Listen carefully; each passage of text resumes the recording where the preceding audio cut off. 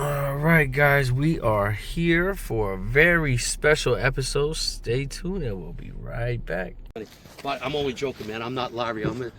All right, guys, we are here at the house of a infamous, famous pigeon racer, huh? Let's go in here.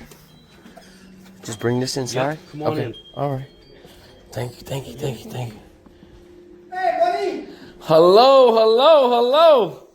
Where should I bring this? Come over this way. Wow. Hello, hi, how are you? Hello. Who do we have here? This is my brother Eddie. Flies on Eddie. How are you, sir? Very good. Kevin Smith, nice to meet you.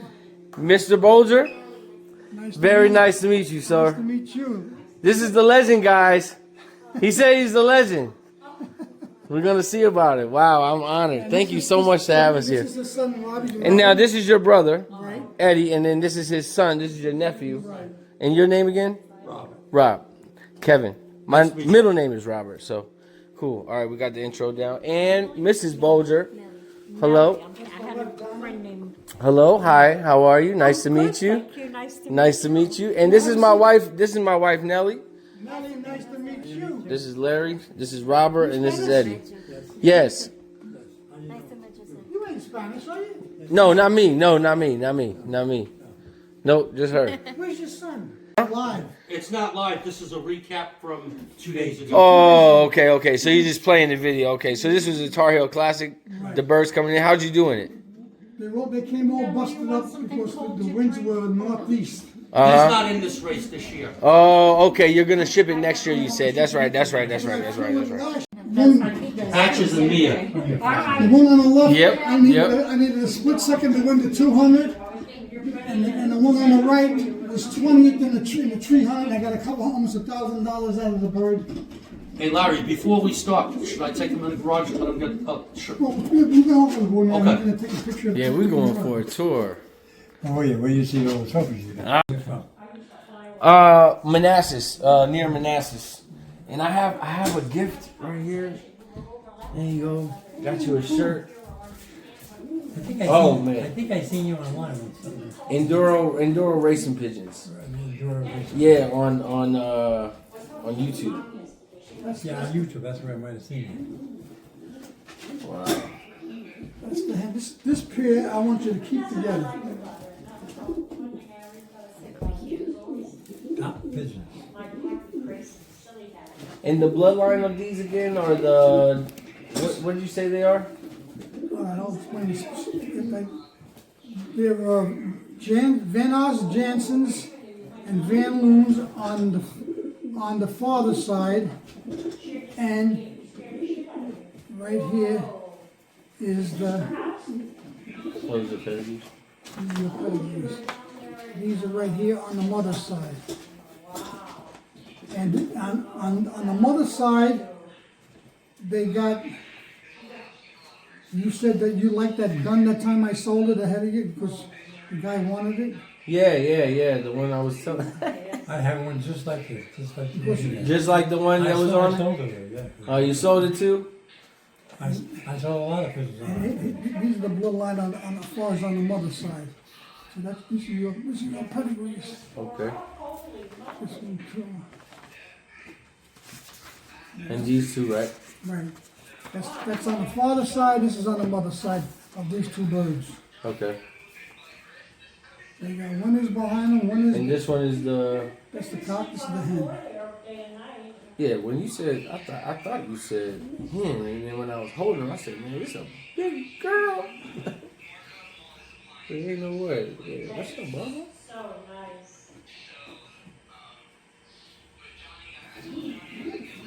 Nice pigeons. Okay, And let these me are the, look. this bloodline here, the picture on the right up there.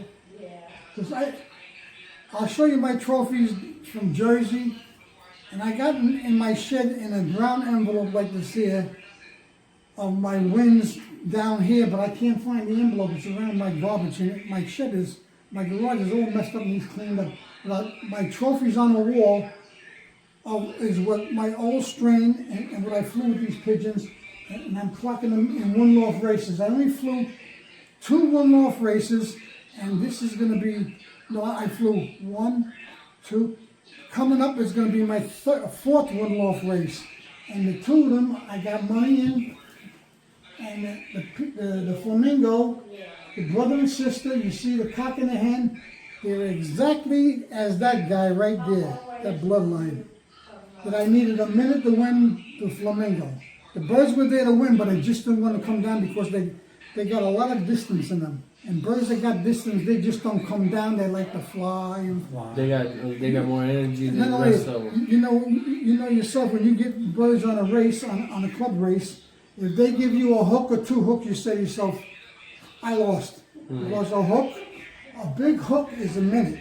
You time it many a times. I'm a pigeon fly since 1963 when I came out of the service. You lose time, every second counts. And then when I started getting them down here, when they came up on a drop, when I see them and they all drop right on the board and run in, you know you're going to win a race. But when you get that hook or that big swing, that's time lost. Well, last swinging, maybe 3 or 4 guys in your club already clocked them. Yeah. That's what it's all about. But these Seconds matter, right? Ooh, Second. I've won races, trust me, and I wouldn't lie to you, by a hair. Where they went by and took out the tape. When we used to use when you clocked them, they stamped the tape. They went out in the light. The hand, there was so close, a hair. I lost races and won races like that. Wow. These are tough pigeons. They're speed and their distance, but you'll get these pigeons, I'm telling you. Yeah, I love it. I mean, I love the softness, nice silky. the vitality, very nice, long breastbone, tight keel. I mean, everything that I've been told to look at. I mean, I love the last 3. How this? Yeah, I know you said. Hey, we gotta start from the beginning. Who are we sitting with? Tell them who you are, Larry. Well, I'm Larry Bolger. I fly under Chris Loft. I used to fly in Jersey. I'm down here 13 years. I flew up in Jersey with the CJC concourse. And any given race day, on any given Sunday, every week, it was 2,500 to 3,000 pigeons coming home from the race. I flew fairly decent. You see some of my plaques and trophies on the wall. And that's not counting my 2nd, 3rd, and 4th place money, where I got money. I flew 3 bird derbies. I won them. I flew derbies, Newark Derby in Newark, New Jersey, and won that. I flew it a couple of times, got money. My North Hudson Club, it's closed down now. And used to be North Hudson Fraternity. They used to have 110 lofts. From all over, New York, New Jersey, 110 lofts. The money was big. I bought some bands. They call it band race. You just buy the bands. Yeah. And that particular year, out of 5 band races that I bought, 4 of them I lost because there was a lot of smash races. This one particular hen was a Van Reel hen, dark checker, real velvet dark checker hen. And it was pouring that night, but I knew that race was shipped that night. It was on a Thursday. So I'm laying on the couch after supper, and my wife says to me, "You got to race the ship tonight?" And I said, I try to get away from it, but I didn't want to ship it because I didn't want to make that trip. Because it was like how long was that trip from Bayonne to North Hudson? About 12, 15 miles. Yep. I had to make that trip all through the city, and it was pouring downpour. Down the highway. And I said to my wife, "Want to take a ride?" She said, "Nope, I ain't coming in this rain." I said, "Oh my God." And I said, "I only got 1 bird." She says, "Well, all it takes is 1 bird." Yeah, all it I takes said, one to win. I said, "Sweetheart, you know you're right. All right, give me some money. I'm gonna bet. I'm gonna bet the pigeon." She gave me a couple of good bucks. I'm taking this ride through the traffic and everything. The windshield wipers couldn't get the rain off fast enough. Finally pulled up, and I said to myself, "I can't find a parking space." And it seemed like the millions of cars around the club because it was in the middle of a street block. So I wound up parking about a block and a half from them, got the pigeon, I'm walking, it's pouring around, I'm soaking wet. I climb up the steps, open the door. It looked like The whole world was in that room. New York, Bronx, Brooklyn, Staten Island, Jersey. Oh my God! They put out a spread, food, beer, drinks, pizza pies, sausages, peppers and onions, meatballs and parmesan, everything they had, and they were all at the tables talking and this and that there. And I walked in there and I said, "Holy shit!" So anyway, when I filled out my sheet, I had the one bird. I got the band number. It was a little Van Rail hen. And I put the band number on it, and I put on the sheet, quarter, half, 1, 2, 3, 4, 5, 10 on the sheet, $10 nominator on the sheet. Then I put her on the board. They call what you call a board.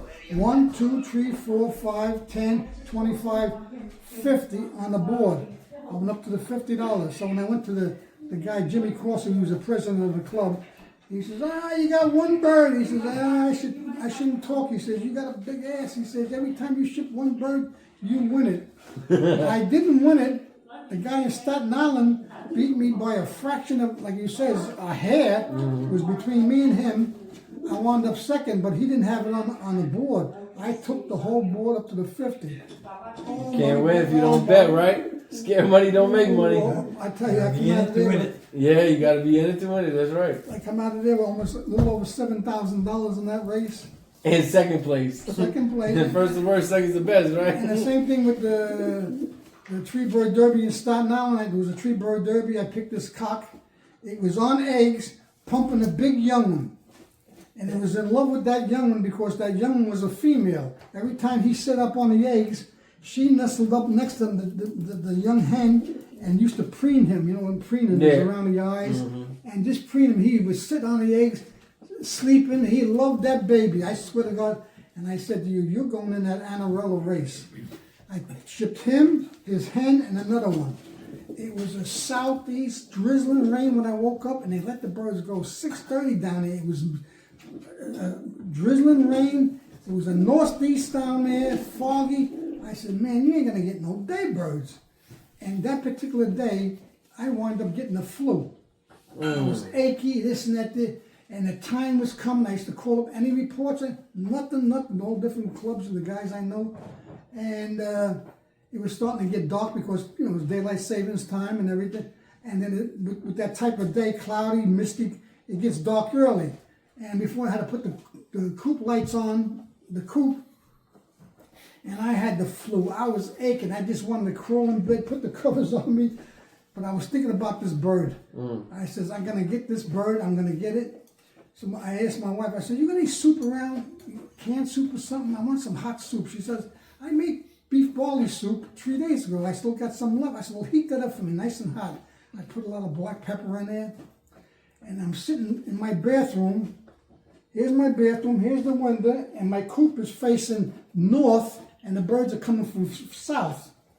And I got the soup, and I got the pot. My wife said, you want a bowl or dish? I said, no, I'll sip out of the pot. And I'm blowing on it, sipping it. I put it down on the sink. I'm looking out. I think the birds are going to come in. And this and that. I said, oh, the day looks getting darker and gloomier and misty rain. I said, oh, my God, these poor pigeons. And I picked up the soup, and I went to sip it, and I seen this black ball diving down with the wings, you know, like when they dive, you see that fold back and it's just going this. It came over the coop, right down the landing board. I dropped, I got so, I went to the soup, I dropped it. That soup was hot, it burned my crotch, my legs, oh my God. And I ran out and I'm howling to her, I got a bird. You forgot about the flu, huh? I forgot about the flu and everything. So when I went to walk the bird out, I was on the landing board. I was holding my hand and fingers wide, so it was like a hoop. I wanted the bird to walk into the stall. The bird is walking toward me. The bird was soaking wet from the head down. It shook its feather. You could see the drops come off around its neck. And I couldn't recognize the bird because it was being wet. And the bird was pecking at my fingers to let me know I'm home. I said, and he started calling at me, at my hands. I said, don't coo, get the hell inside the coo. So finally I pushed him in, I clocked him. And I always have birds on race day, electrolytes and good bacteria in the water to recover them. Took a drink, stood back, he shook his feathers, and he just ruffled up. He was happy he was home. Took another drink, and then I gave it some light feed. And then I gave it a little sprinkle of feed. And then before you know it, I turned around. His mate, the hen, was there. Boom, was on the board. I clocked her. And then I went in the house. I was telling my wife, I got two, this and that. I walk out, and there's the other one. I was shocked I got the three of them on that typical day. That race was almost 13 hours on the wing. 13 hours. Wow. So I go to How many miles? 500. 550. 500? No, 550. It was 550? Yeah, of course. Lou, you came in first that 1 year, then the second year I came in second. And when I went to the club, I couldn't get a parking space again. I go in the club, because the club in Staten Island was downstairs and upstairs. They had guys downstairs drinking and talking, pigeon flies, and upstairs, this and that there. So I go in there, I get the knock off. There was 3 clocks that came in with me to knock off the time. And Louis Zuppo, Angel Loft, he was at this little bar area making the sandwiches and veal parmesan sandwich and sausage pepper sandwich. And he says to me, "You want something to drink, Chris?" I said, "Yeah, give me a beer." I said, "I don't feel too good. I got the flu." He says, "You need a good shot." He says, "What do you drink?" I said, "Give me a shot of scotch." He gave me a double shot of scotch. So I drank half of it with the beer. And the guy next to me was from Brooklyn. He says, "What time did you get him?" So I told him the time. I says, "Is that time good?" He says, "What the hell do I know?" He says, "I'm here about an hour. I hear all kinds of time. I don't even know who got the good time, the bad time." So anyway, we're sitting there, and I'm talking to Louis Zuppo, Angel Loft, because I know him from Staten Island. And all of a sudden the guy says to me, "Are you Chris?" I said, "Yeah, why?" He says, "Mikey Florence." He was in the window with the louvers, checking the sheets and the times, and he's tapping on, and he goes, "Chris, come here, come here, come here." I said, "Me?" He said, "Yeah, come here." I walk out, I said, "What's the matter, Mike?" He said, "Fuck you son of a bitch, you're gonna win this race." I said, "Mike, are you kidding me?" I said, "All these freaking guys?" He says, "It's between you and Terrasloff." And Terrasloff was a good pigeon flyer. And that pigeon I beat was called Amway. It was a dark velvet hen, like a little black hen. She won. That pigeon was well known all over Jersey, Staten Island, New York. Amway. That pigeon was known. That pigeon won 10 one-bird derbies. 10 one-bird derbies. That was some pigeon. And I just nosed that pigeon out. And I said to myself, the only reason I think I know it out, she became an old girl. Because he flew her in every derby in Bronx, New York, Staten Island, Jersey, any place there was a 500-mile bird derby, he put her in there, she won. And I felt good that I won that race, and I took the title away from her. But I wound up second by a split second. I walked out of there close to over $7,500. That was good. My flu was gone. I came back home. I told my wife, I says, "Guess what?" She says, "Well, how'd you do?" I says, "We won it." And I told her the price. Wow. And I says, "I'm going to wash up a little bit. I'm going out to have a drink." She said, "Don't get drunk or nothing." I said, No. So I went in this one bar that I go to, and I went in the bar next to it. And this guy Crownloff, John Polish guy, John Baginski, he flew into Crownloff. And I heard when I walked in the door, "Give the champ a drink." And I'm looking, I said, "That's Crownloff." And this guy here never talked to me. Say, try to be nice. "How you doing, John?" "Good morning, John." He'd look at you. Well, now he was my best friend. I won the race. He's buying me drinks. I couldn't spend. I won the race and won money. And he's spending money buying me drinks. And I told him, I said, "John, I appreciate it." Then they finally said to me, I said, "What the frick made you talk to me? Any other time you pull like bastard, you don't say nothing." But I know what it was. Years ago, he passed a remark one time, and I got mad. I told him, I said, "I'll beat your fat ass from one end of the parking lot to the other end of the parking lot." And they had to stop me, the guys in Staten Island. And I didn't talk to him, but he finally broke down and talked. Then he was saying, "Oh, that was a good hit, a good win you got. That was some tough race, blah, blah, blah. What's the strain of the bird? What's the, and all that kind of stuff." We became good friends. But anyway, I fly good pigeons. And how long you been flying for? Since 1963, when I come out of the service, I'm an ex-Army Ranger vet. I come out, I did Army Ranger. I'm an Army Ranger. So you got one of them little star things? I'm a killer. That's what I'm saying. I met one before. He had one of those little medals or something in his I had pocket. them, but You know what I'm talking when about? I came home, all that stuff just, I don't know where it's at. I just was. But that's like the highest in the army, Well, right? you It's got- kind of like, you got different branches of good elite troops. yeah, Army Rangers, you got the Ops SEAL, the Navy SEALs, Yeah. and you got these Ops, and then there's one. They wanted me to go into this one division, new outfit when I was in there because I was 6 foot tall. It was called the 11th Assault. It was like the Green Berets where you wear the beret and everything. Where how they do it, you work in trees, 4-man squads.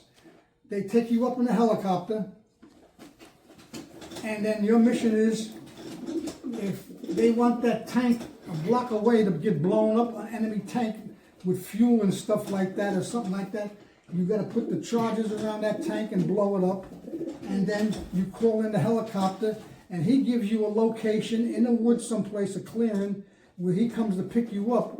But the helicopter don't come down like a taxi cab where you open the door and get in. Okay, take me away.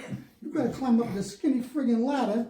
It's about twice as high as my roof. 20, 30 feet. No way am I climbing up there. I'm scared of height. And I said, no, this is not for me, so I got out of that. And my barracks, where I was stationed at, they were making the film The Green Berets with John Wayne.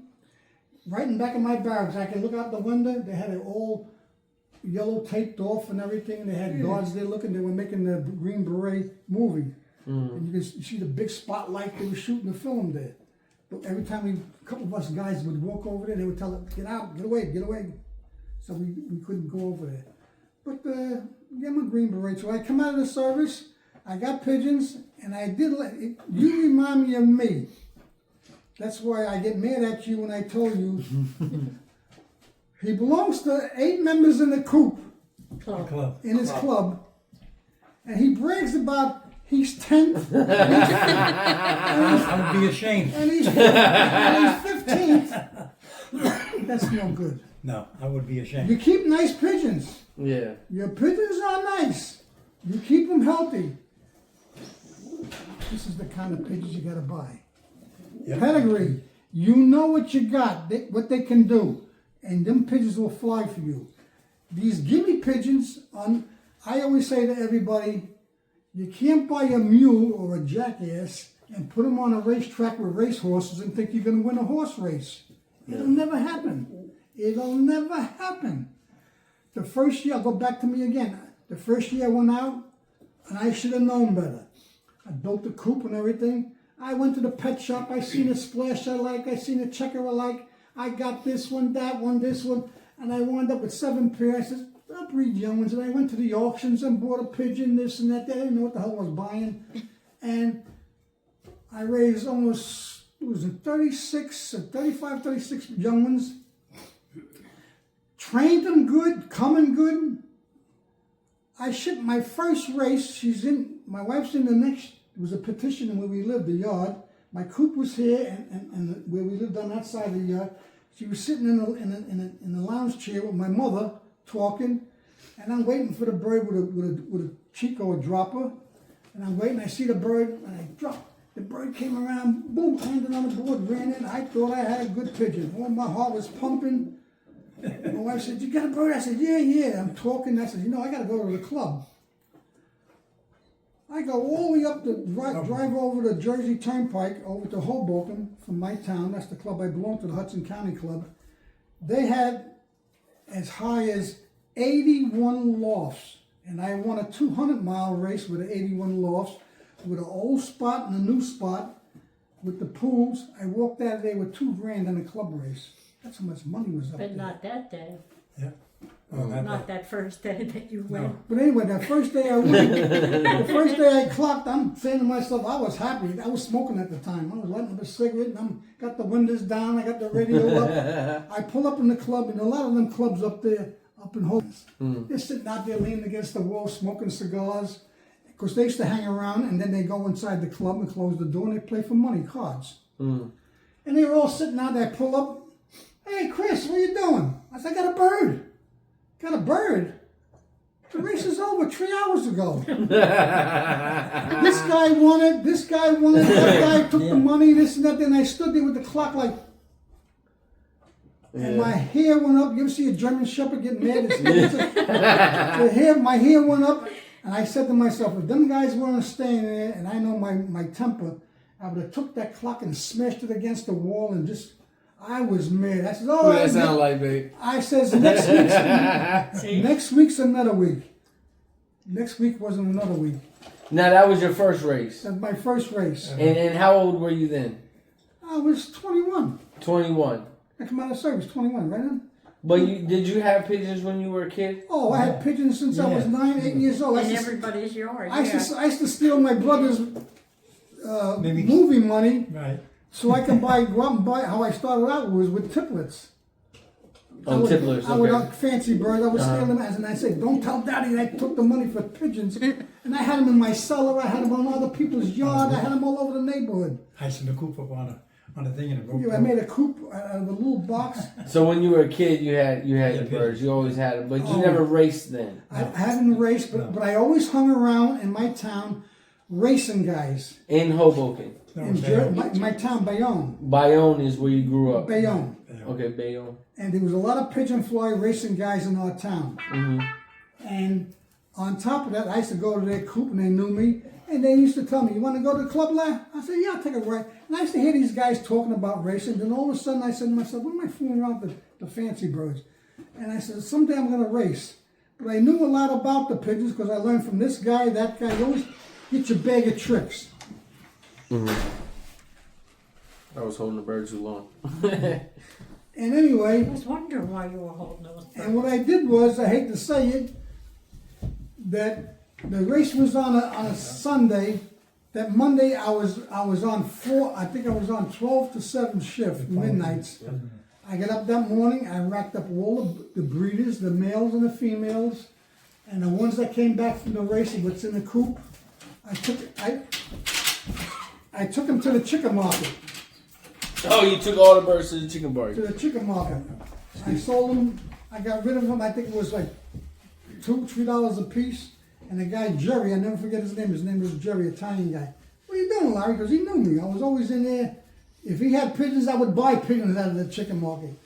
"What are you doing?" I said, "I'm getting rid of it. I flew a race. I was 3 hours late." He says, "You should have known better." And I said, "Yeah, I should have." So I got rid of them all. I cleaned the coop. I disinfected it and everything. And I says, "I'm not going to fly the rest of the young birds. All birds I'm not going to fly." I says, "It'll take me a whole year. I'm going to go out and get good pigeons." Because I heard people when I was talking in the club, "Yeah, my 2-time winner raised this here. My Whoa, easy, baby. my 3-time winner raised this bird." Here I am with chicken market birds and pet shop pigeons. And I'm like you pick. Yeah, give from the me market, yeah. You can't do that. Yeah. And then, and that's how. And that first year when I mustered up good pigeons with pedigrees, and some of my good pigeon older guys gave me good pigeon winners, I got them 6 pair, plus a couple of birds I bred. I went in the auctions and everything. I wound up with almost 40 young ones. I won 5 races that year. We went to the banquet and everything. Got our trophies. It was nice. They always had a banquet, dance. Every pigeon fly with their wives and girlfriends and their daughters, and everybody would come. It was real nice. Because up in Jersey, there was money. Mm-hmm. I bought my first house with pigeon money and pigeons. Wow. We lived in an old shack. A Jewish landlord, he comes to me one night, I think it was 10 o'clock at night, he knocks on the door, I open the door, I said, "Mr. Jacobs, what are you doing here?" He said, "I'd like to talk to you." I said, I figured maybe he's the landlord, maybe he wants me to get rid of the pigeons, but he never said nothing. He always liked me. He says, "Man, I'm giving you your opportunity, me and my family, we talked, maybe you would have the first crack of buying this house."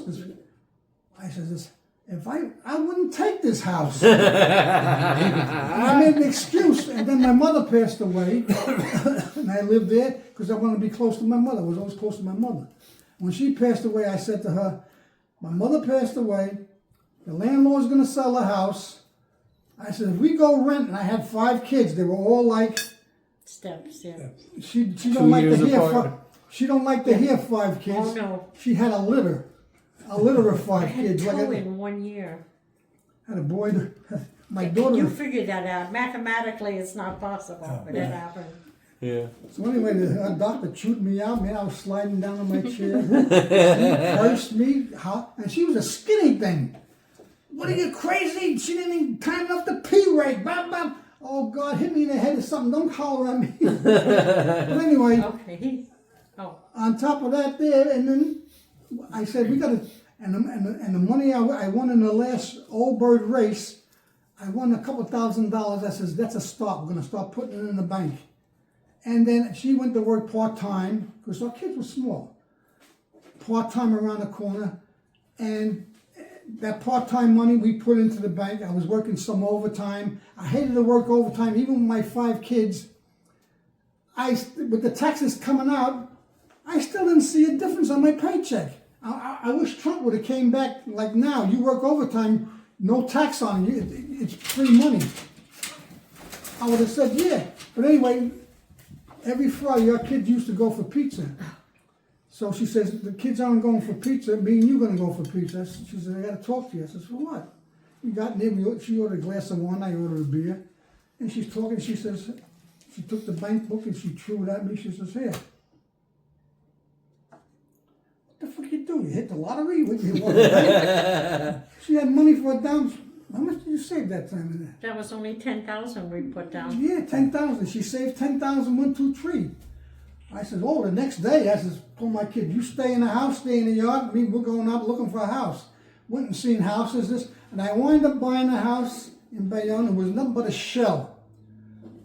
The heating was frigged up, this and that there, and when we got there and we moved in, the gutter leaked and we had company and the water was just gushing in on the gutter. I had to get a big 55-gallon drum to catch the water. I was embarrassed and I wanted these people to get out, so I wanted the rain to stop so I can go. I relined the gutter and that stopped. I never had the leak. But anyway, we took a home equity loan and this pigeon fly, Al Barbera, was an Italian guy. He walked like his legs were like that he was riding a horse. Pigeon leg? Or Yeah, bow-legged? bow-legged. Bow-legged? He would walk like that Italian guy. He had a big nose with a big water on his nose, smoke a cigar. He was comical. Yeah. He was a plumber. And we took a home equity loan out, and I wanted to get a new heating system. And he always used to come over to my house and watch me the pigeon races. He'd light up a new cigar and sit there, have his coffee. He'd even take a baby aspirin. He wanted a baby aspirin every morning for me to thin out his blood and shit. But anyway, My grandmother Is used to this tell a me about pigeon it. tape we're doing? Yeah, this is all everything. It's all tied in. so anyway, he says to me, "What's the problem?" I says, "I'm got a loan. I can get a loan.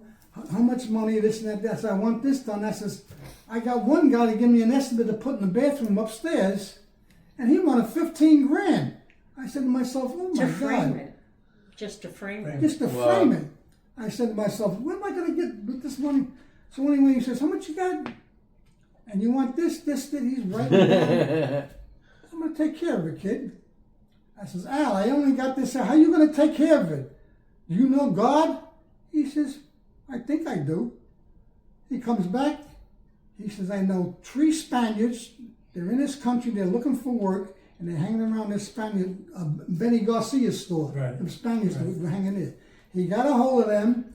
He was cahoots with the plumbing supply for years of plumbing things.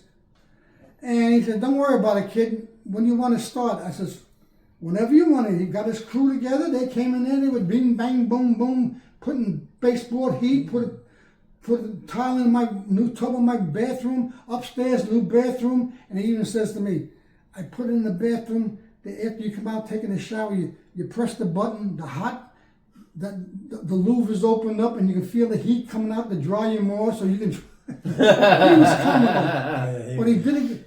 And then when it all finished, I think we had a couple hundred. You bought the door in the front with the rest of the money.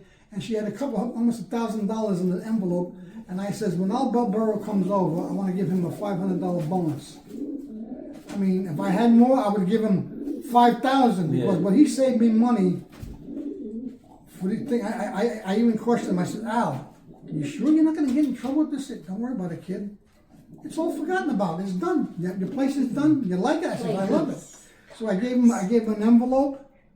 He had his coffee. He says, what's this? I says, open it up. I says, if I had more, Al, I would give you more. I gave him five $100 bills. He got up and gave me a hug, and he started crying. He was hugging me.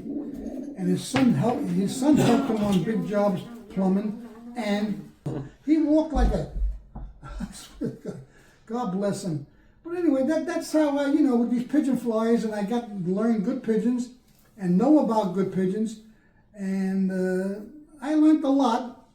And the main things I came up to, the solution is, and that's where I want to help you, and I'm going to tell you, if I was you, all the pigeons you got, I know you're in love with them because you're a pigeon lover. Get rid of them. Just get them out of the coop. You start fresh like this here. Pedigrees. Breed babies from them. You train them. You keep nice pigeons. You keep them healthy. I give you credit. Give you compliments. You're gonna come out at the starting gate, not walking. You're gonna come out buzzing. Pew! You'll see the results, and then guys in your club are gonna say to you like they did to me, "What the frick did you do? Tell me what did you do?" Now that all of a sudden you're winning, they want to know what you're doing. But while you're struggling, they ain't telling you what to do or give you a hint to help you out. That's the way it was. Pigeon flyers are snakes. Yeah. Trust me, I learned the hard way. She'll tell you. I learned the hard way. And when I start winning money, I was winning money. Oh my God. It's a good feeling, especially up in Jersey. I missed all that. Yeah. It's because you win money. It ain't like winning a couple hundred. I win thousands of dollars. I was just, I was jumping up and down. I was patting myself on the back. And I had guys that were good pigeon flyers wind up when I had a special race. If they weren't flying that special race, they all wanted to come in my yard to watch me clock these pigeons. And you were in your 20s. Yep. You were in his 20s, so you had all the older guys coming to your house. Yep, all the older ones. Yep. All over my house. I had Chester used to come over there. Mo was where I learned that he flew 2 clubs in his race in his time. Ideal Club and the Hoboken Club, my club. He would be either first and second or third, fourth, and fifth in the 2 clubs. He'd clean up year after year. And I said, and I read something in the old bulletin. Reading the old bulletin, there's one guy, he's a good flyer, he was the author of this bulletin. I forgot his friggin' name. And it says in there, my opinion of racing pigeons, good pigeons, not normal, good pigeons, pedigree pigeons. And on top of it, I ran up to his coop with a coffee and a roll, because I knew his sort of partner. He always cleaned the coop every morning, and he used to put the birds on the truck at night. Every day, clean your coop. Every day, This guy used to clean the coop every day. And the birds would come home. He would feed them, water them. Then after he feed them, water them, he got them all home. Then he would go home and he would work the second shift. They used to call him Bucky, but his name was Joe Prokotowicz or something like that, Polish guy. And I said, A lot of Polish guys I noticed. Yeah, A lot of Polish flyers. yeah, well, there's a lot of Polish. You fight all, and around where I came from, Staten Island, New York, It was all time. all Italians, And you're Irish. Irish and Polish. Irish and Polish. Okay. And matter of fact, a guy that called me for pigeons that bought you the dun you liked, he's from California. He's Chinese. Yeah. Yeah. Did you tell him I like that hen? Did you tell him he took that hen And away? I told him, I said, the guy liked it. He says, I liked it too. Yeah. So anyway, he bought the hen. He should get it tomorrow. And he's sending me another check. He wants another pair. Mm. Then after he says, when you get the check and you send me another pair, he says to me, is it possible I can buy another 1 or 2 pair off you? I said, well, this Chinese must have got money. I said, yeah, I'll sell them to you because, I can't harbor them all. I only fly one-loaf races. Mm-hmm. So I said, yeah, I'll take care of you. But anyway, that's how I came. So no more club flying. Only one loft for Chris Yeah, Loft. we flew down here in the club. That's it. No club flying for you either. There's no money down there. No money. These guys down here, trust me, they wouldn't buy their mother a bottle of water on a scalding hot day. Right. They don't believe in betting. I said, if you're a pigeon fly, you inoculate them for paramyxid rotavirus, you KM1 them for paratyphoid, and then you put them through a medication program to get them healthy. So when they breed babies, their babies are healthy. And you fly, you train the birds, the price of gas, and running down the road. Feed, grit, minerals, Right. and then you Electricity. go to everything. Yeah, everything. Everything. Time. That costs money. Yeah. And everything. You go to the club and they don't bet. Not even $1. Nope. What the heck? For what? A piece of paper? Yeah. And then when you win a race, you gotta say, "Where's my the diploma?" Oh, you gotta ask so and so. You ask so and so. I ain't in charge of the diploma. What the? I got so mad. I sold all my birds, and then when I sold them all, I wound up getting a bunch of white ones, pure whites, little babies and everything. I did that one time. And I got them all. I got 3 of those one It's time. so like, Oh, everything he said already. It just took me a year. He did everything in one race. It took me a whole year to figure it out. I had the 15 white ones, and they used to fly nice and everything. I'm sitting here one afternoon, Sunday, had a couple of beers, and I'm watching TV, and I'm watching the YouTube with the pigeons. And all of a sudden, the guys are saying, and this is where I get mad, when you grab a pigeon, you're looking at the wing. This wing, that wing, this wing. Then you open up the tail, one pin feather, the feather sticks up. A nice body, it goes up to its ass and everything, this and that. And I said to myself, wait a minute, I got some white ones. And I got up, I walked in the coop, and I got in the coop with the white ones. I grabbed the white one off the perch, soaked it down in my hand, calmed it down, opened the wing. Nice wing on the white one got. Nice wing the white one got. One pin feather. Nice body, nice keel, vent types. All this here, should I race these white ones because they're going to be winners with all this stuff, the tail, the wing, this? It's all a bunch of bullshit. Trust me. Yeah. Get good pigeons, like I told you, and how to mate them, and you're off to the starting gate. Now, while we're talking, let's go into the garage. I'm gonna look at some trophies. I want to show you some of his accomplishments. He's gonna show some us of what my he's accomplishments and my achievements, and I'm proud. And I won money, and it's a good feeling when you win money. Yeah. Good feeling. Woo! That's why I say you fly down where you're at and you don't win no money, and then you're saying there's 8 lofts and you're 10 to 15. And you're saying you're flying good. No. You fly on the roof. You fly on the roof or on the garage. I was just happy to get my birds back. I know. You know what I mean? It's just Yeah. like I never knew. It's just a little different. I was 40 years old when I found out about pigeons. You knew about them all your life. You was around Yeah, I had them. You a heard really about it. You was right. exposed to it. But see- And then you were in your 20s when you started doing your own The thing thing. is, I want you to get hungry enough where you get aggravated because Oh, that already happened. Almost. Yeah, I got messages, everything to prove it. The president can vouch for it. It's like, man, I'm about to get done with all this. You know, spending all this money and everything. This year, young Exactly. birds is coming up. A lot of money. Yeah. Don't Yeah. breed out of your breeders. In time. Don't breed out. Yeah. Get Yeah. rid of them. Yeah. I don't care if you bring them to a chicken market or take them 1,000 miles away and release them. Get rid of them. Get them out of the coop. Clean your coop spick and span. Get good pigeons. Every time you go out and get a good pigeon, make sure it's like we're born in the United States. When we're born, you get a birth certificate. What you are, Polish, your parents are this. That's what it's all about with pigeons. Dogs do it. Cats do it. The people that sell these pedigrees, everything is pedigree. Because if I'm going to buy a German Shepherd and I want papers on it, show me the papers on the mother and father, and then you give me the papers on the puppy I buy. Mm-hmm. That's what it's all about. Yeah. And when you got pedigree and proof of the mother and father did something, and the great grandmother did something, then the granddaughter does something, and then the daughter does something, the producer. This is how you got to go. Yeah. Because when you get pedigrees, that means on a pedigree, this guy line bred. Winners. If you get that pair and say it raises you winners, are good birds, and you got too many of them, you raise one or two for stock or something like that, and then another family that's flying good for you with pedigrees, you line breed them together, cross them, line breed them. Don't inbreed, because when you inbreed, you're going to get Like Mongol. Yeah, just like us. Mongoloids, this and that there, you don't have babies with your daughter or have babies with your mother, this and that. It's the same way. And pigeon flies inbreed.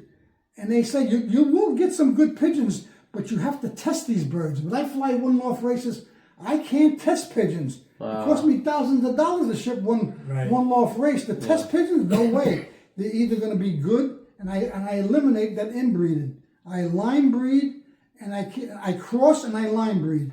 Cross means you get a cock here, a hen here, or a hen here, this and that from this guy, that guy. Put them together like I told you. Well, let me ask you a question.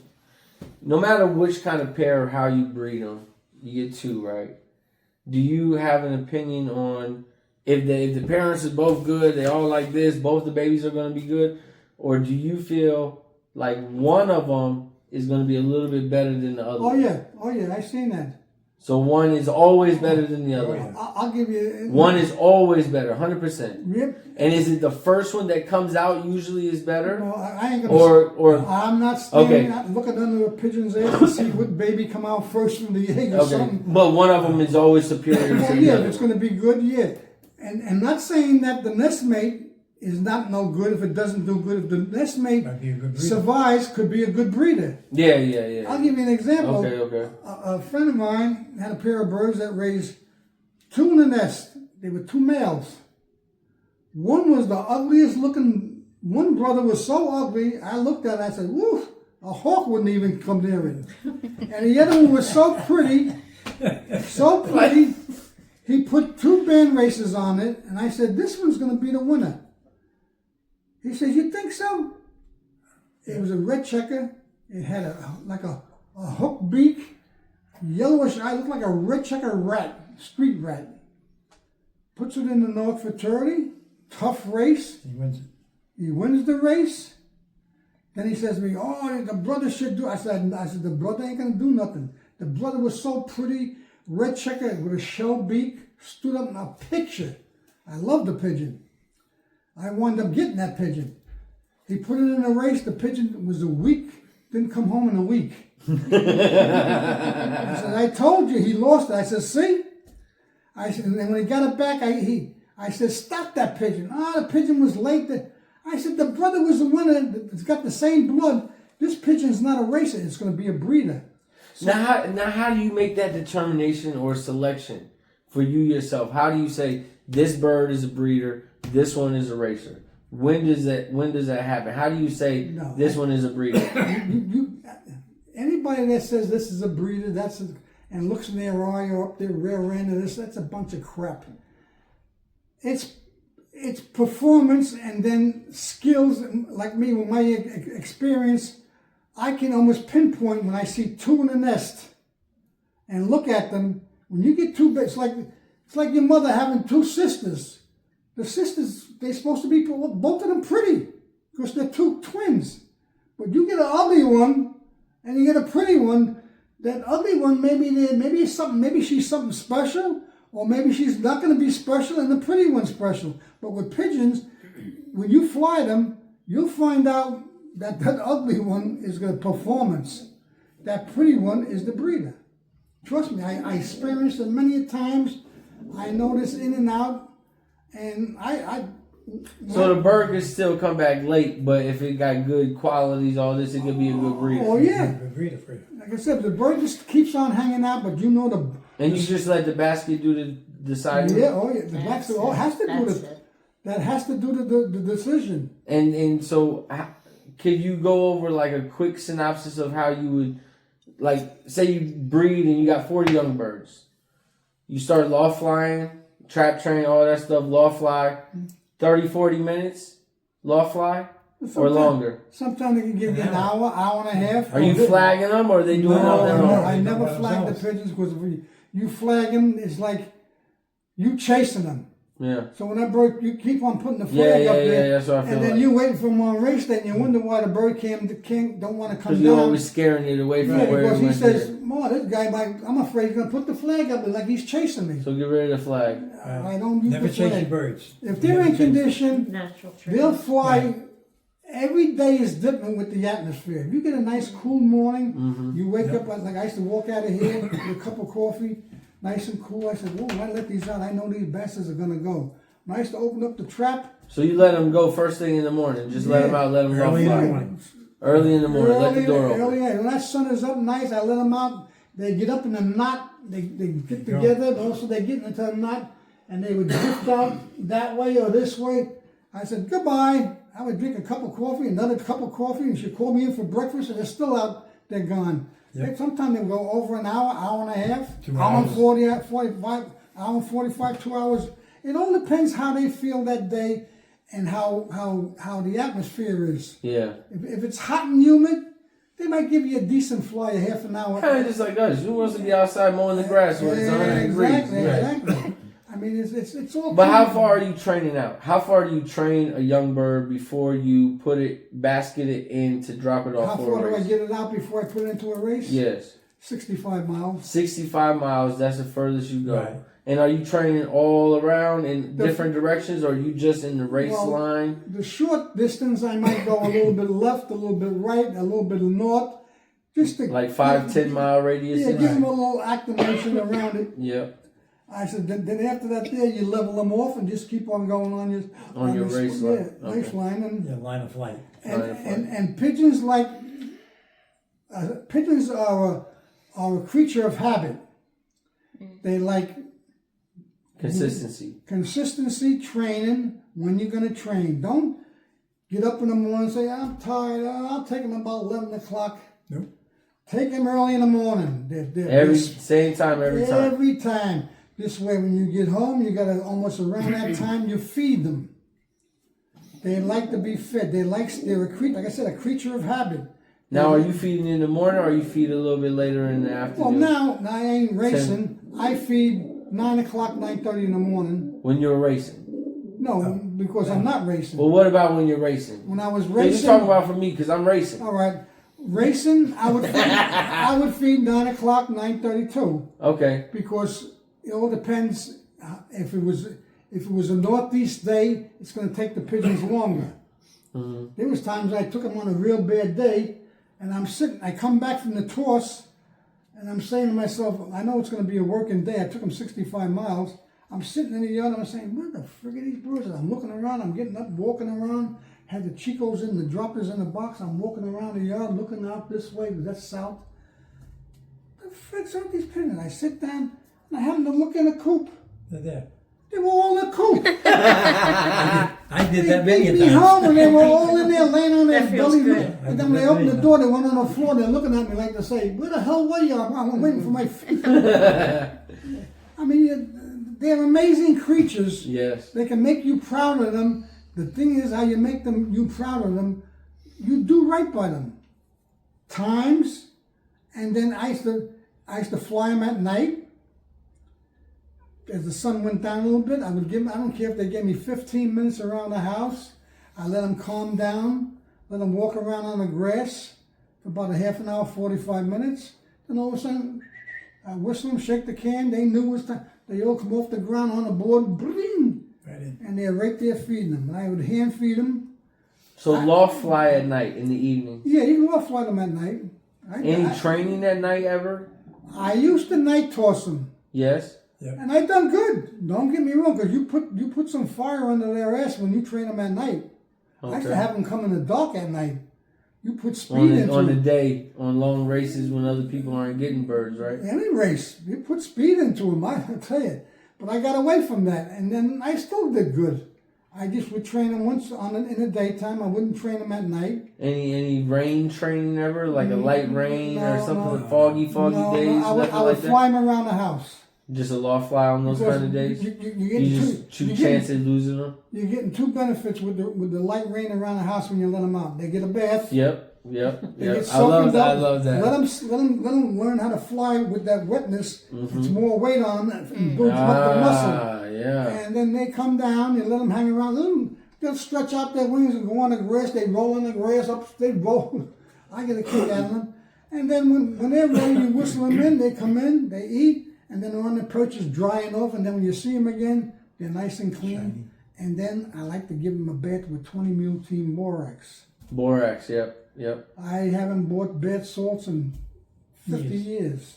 And you just put it right in the water, just let them take a bath. If they drink it, it's not going to harm them. Everything's Well, okay. it all depends how much you put in there. Yeah, you put I bunch put of that, 4 teaspoons into that. My bath pan is 5 about gallons. this big Yeah. and that high, and for my cages, and I put 4 teaspoons. You put that in the warm water In to the warm- dissolve. Well, make sure the before water's you put it Yeah, in. you dissolve. Oh, you put it warm water? Yeah, Yeah, yeah. Every time the water Yeah, warm? Yeah, No because matter winter, you the dissolve bucket. them granules. Winter, summer, nothing? Warm water for the bath.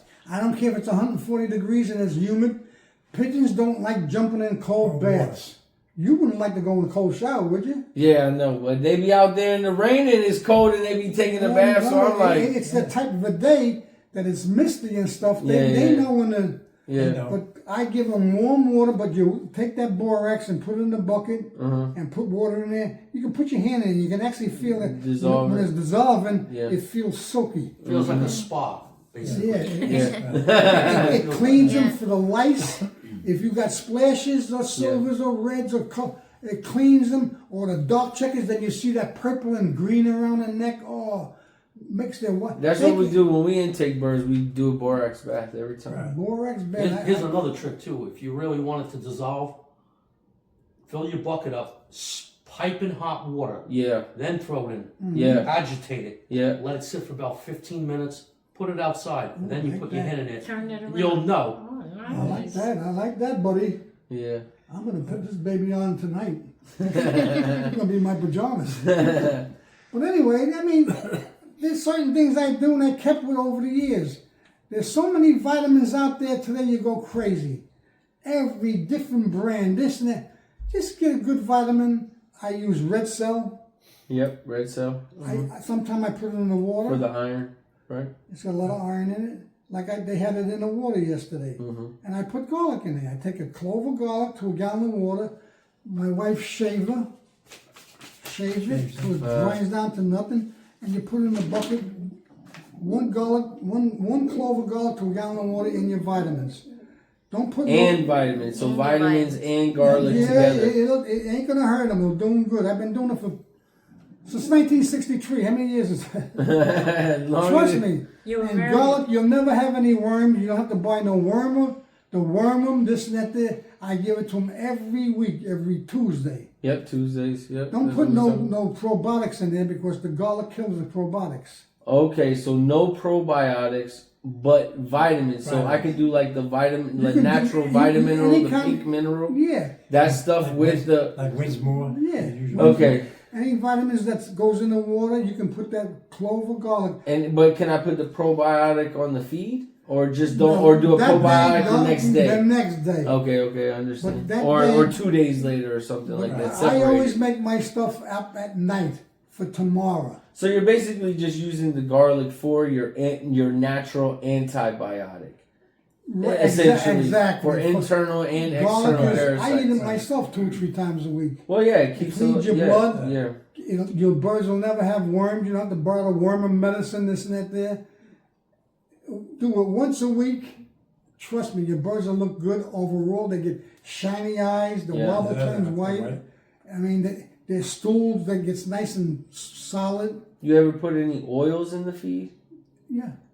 Yeah, I use wheat germ oil, wheat germ oil. or I use omega-3 oil. Okay. Well, Like I use a oregano. salmon. I got a salmon oil. Oregano. Well, Yeah, that's salmon oil. that's omega-3. Oregano oil. Okay. Oregano oil is good. Okay. Any kind of oil. Flaxseed oil. I Okay. make, like I said, I make it up at night.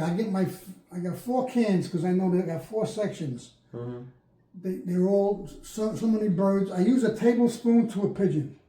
Okay. 1 tablespoon per. Instead of pigeon. you Right. hand feeding them or giving, because some days they're gonna eat like a friggin' 2 horses, and the next day they're gonna eat like a little Shit. skinny chicken to get Yeah. a peck. It all depends how the day is. Yeah. But work off a tablespoon to 1 pigeon. If you got 20 pigeons in a section, get a tablespoon, keep it in your feed thing. Tablespoon, 20. So take your time, or if you got a can, you put 10 in there. You know that can holds 10. You get 10, Yeah. and or if you need 5 more, it all depends on the count. But work off 1 tablespoon, Okay. and that's what I do. I only feed them once a day now because they're sitting on their rear ends. Now, what about with racing? Do you feed them twice? I feed them twice a day, morning and at night. Okay, when racing, but doing one loft racing, just raising pigeons, you can do once a day. Being once a day, they're separated. They're not doing nothing. Yeah. I'm in the verge now of vaccinating them for rotavirus. Getting them ready before breeding. To clean them out, and once I medicate them and everything like that, and I know they're healthy, then I try to get some of the feathers and dust that they molted and the crap on the floor and clean my perches, and I spray for lice and bugs. What do you spray with? It's on that counter. I buy it from Jed's. It's a bug spray for lice, ticks, mites, and everything. The green bottle or the white bottle? No. The white bottle. Okay. Well, that's an old spray bottle. Yeah. Oh, that's just something you yeah, put oh, in. yeah. But you don't know what it's called that you get? Yeah, get that little thing behind it, hon. It's a small Now, do little you- square Do thing. you use Equal Tonic? No. Yeah, you get it from Jed's. Oh, the Not little Jed's, jug? Seagulls. Yeah, give me Seagulls. that. This, It's a must. It's a must. And what is it? It's called Equal- Equal Tonic. Eco Tonic. Right. you get Now three- I've heard of that. Yeah. It You prevents get 3 birds from bottles. getting the virus I'll because tell of you what, when you buy it and you smell it, you'll probably want to take a sip of it. That's how good it smells. It's got oregano in it too. Yeah, it's Yeah, good. yeah, And yeah. it keeps the stool very like snow caps. This is the stuff right here? No. Yeah, that's the stuff. That's not Equal Tonic. No, that's not. No, but that's this is the stuff that you're talking it's about. for bugs. For the bird, yeah. For the I bird. take this. I bought this from Jed's. Okay. I take half of that and put it in that Then you just Lysol spray. I put half of this in there. Mix it up for water. I whatever put- it said. I put water in there, and I'll add maybe a quarter to a half a teaspoon of mineral oil. Oh man, got the pigeon right next to the ivy, bro. And baby got the magnesium too. You always need your magnesium. I just had my pills And don't too. forget about turmeric. Yeah, turmeric, yes. I do We just that. bought 5 pounds Yeah, of it. no, that's This that's oil, okay. I put a half a teaspoon into Nellie, that hand read my spray. big Why I kid. put the oil in there, Panda, and every it's time Baby oil with Hi, this yeah, baby. I have to and water. Hello, and water baby. and this stuff. Why I put the baby oil in there? Every time I take the spray and I shake it, I'm He's gonna a spray good in there. boy. I shake Little it. fat. This but way, he's good. this They have different solution ways. with the oil and the water stays in the wood Bother. I have longer. one little The orange oil one here. stays He's on the wood a year longer, old. and you He got would that bother scent with where the you pigeons, but keeps this the one, lice, the bug. Look at my pigeons; they ain't no lice on them. I got a dirty. You know what may work? And this is just a Oh, suggestion you don't wanna because I want to see get some. I haven't Nelly, got it yet. Is cedar oil. Yeah, see, yeah. Instead of using this, maybe a cedar oil just because of the Yeah. smell of the Check it around. cedar with that. I think that would be a powerful You combination. see, years ago, What was it? And it's that. Atazet Yeah. oil. It smells makes your coop smells beautiful. okay. I just put some cedar chips in there every Baby. once in a while. It's I just, used it to smells put beautiful. years ago. I don't know if you ever heard of carbola. Yeah, It was for lice, ticks, and all kinds of bugs. Uh-huh. It was a white powder. I don't do that no more because when you put white powders in and you're brushing in on the perches, you're creating dust in the coop wall along with the pigeon's Right. dust. Yes. So I use a spray. So when I clean my perches and nest What boxes kind of before I dogs? breed, one spray all around. And then how long do you let that Show you a sit on picture. there? 24 hours? They'll sit on there the whole many season birds because you see? No, but I'm saying before you let the birds back in, can you No, just the birds spray and can then go. let them back Birds in? go. They stay in the coop. It's safe for the birds. Yeah, Everything. it ain't Okay, gonna- okay. You smell I'm just it. trying to make sure I want You smell it, but it ain't gonna affect the birds because it's in the wood and it ain't gonna harm them. to. Okay. I mean, this is what I do. I gotta get some of that for disinfecting the And low. apple cider vinegar. Apple cider vinegar. Yeah, we Apple go cider through a lot of That, that. what's it called? Mother, got that mother in it. Mother- Make sure it's got mother. You It's just called can't- Bragg's. Yes. Oh yeah, yeah. Yeah, just don't use Yeah. any apple cider vinegar. Right, apple cider vinegar. The one Yeah, I that get the says- good stuff, the organic stuff. We try to get everything organic. Right.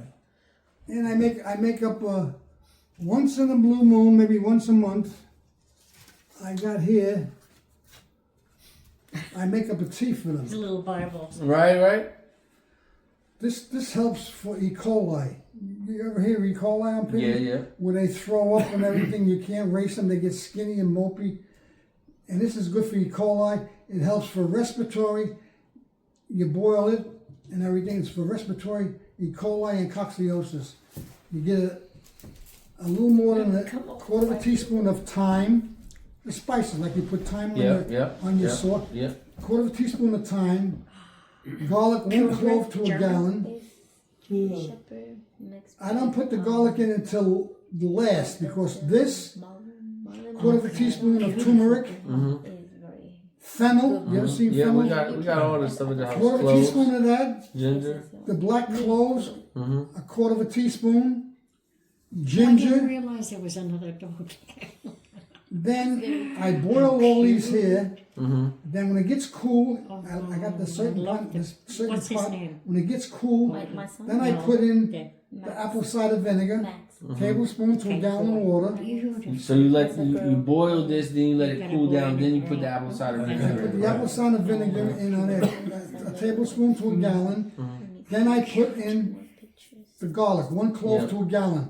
I shred it because if you put the garlic in with the hot water and you boil it, you're There killing was a statue. the stuff that's in the garlic called allicin Yes. that serves this purpose. It's not going to do its job. It's like when you cook with garlic, It doesn't. It takes a while for that to release or My something, son right? in Yeah. Texas has a You do black it raw. German Shepherd. you shave it, put it in there. I always make He everything up found at it on the night. street. And I People keep, let it and before I out. go to bed, I got a stick over there, the orange stick by the door. Same thing, yeah. I beat that Oh, water. what a gorgeous animal. And break it down. And then even I beat it up when I'm changing my water. I give this to him all day, morning and at night. And I do this about once a month, just to give him a spot check. Ah, okay, like a detox almost. Yeah. Right. Wonderful. And I mean, there's anything else? I mean, as far as giving him anything, there's a million things to give him. And I say one thing, I'll give you another hint. And always I was just about to tell you to tell me this before we go to the garage. I know what you're gonna say. Go ahead, tell me. the thing is, don't overload them on vitamins. If you want to overload them on minerals. More Minerals, grit, more because grit. vitamins will give them such. If a thing you ever hear of, vitamintosis.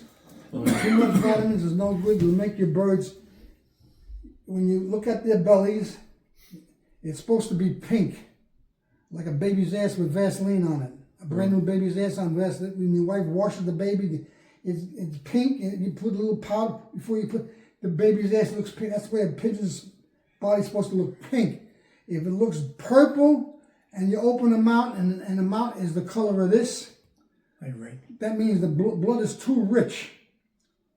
You're on the verge of getting canker and stuff like that.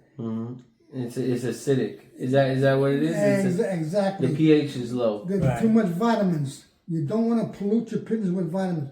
Minerals, they love minerals and they'll do it justice. Because minerals is the ones that make the feathers, make the bones and everything. A little vitamins. Don't go every day with them because they're no good. Minerals, you can put it in the grit, leave it there. They'll pick the shit out of it and eat it. And they crap nice and they look good.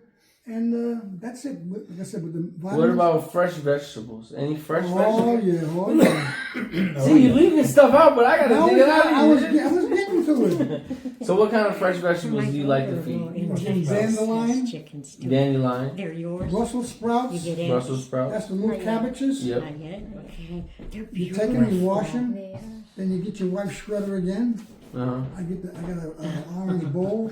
Make them like a salad almost, right? Like shredded up really small. You shred that Beautiful. Brussels sprouts. You're breaking it down to little pieces. So after I'm finished with what I buy from the market, it's a big bowl. So I got 4 That's your sections. pets. Your Like puppy. one there, Okay. I'll put some in the fucking trough here, some in the trough here, the next section in the trough here, and the trough there, How often with fresh vegetables? once a week. When racing once a week of fresh Yeah, vegetables? Pick a day out. Like try to do Okay. it. Try to do when you're racing. Like Like a Wednesday maybe? no, maybe Monday? Monday, Monday? Sunday or Monday. Okay. I like to give them a bath on a Sunday after a race, a borax bath. It calms them, and you get them out of the loft because they're flying a race. They got what you call Lactic acid? lactic acid. You're right. Built You up, know, and you get them out. They burn that off Mm-hmm. to get themselves back into condition. Then you give them your what you call it. Again, you give them your greens the next day with your feed, and then you do your routine. Just like I said before, I always say I'm gonna make a sign, paint it white, and put it. This is what I was waiting for it coming. There we go.